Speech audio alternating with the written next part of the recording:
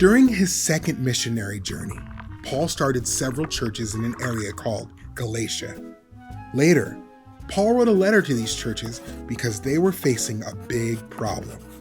The Galatian Christians had believed the gospel Paul preached to them, but false teachers had come preaching a different message, and the Galatians started to believe those lies.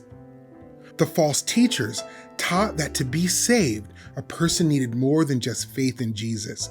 They said you had to obey the law of Moses too. The believers in Galatia were confused.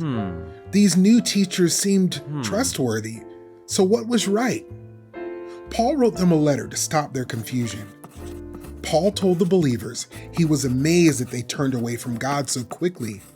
False teachers gave them a different message and they accepted it. But that message was not the gospel.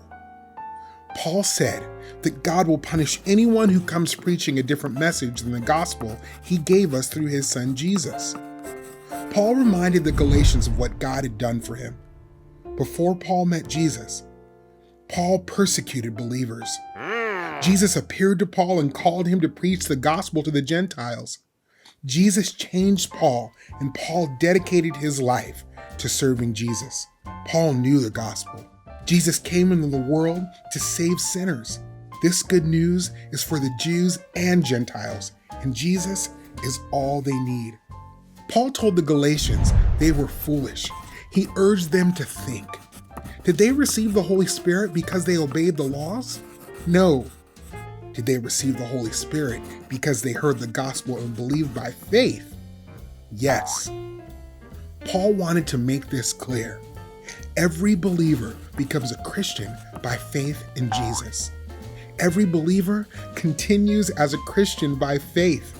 No matter what any person says otherwise, no one can be saved by the law.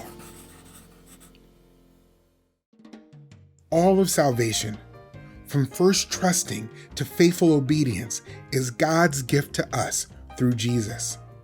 The Holy Spirit changes our minds and hearts so that we want to obey God, and He gives us power to obey. Our righteousness does not come through faith in ourselves, but through faith in Jesus.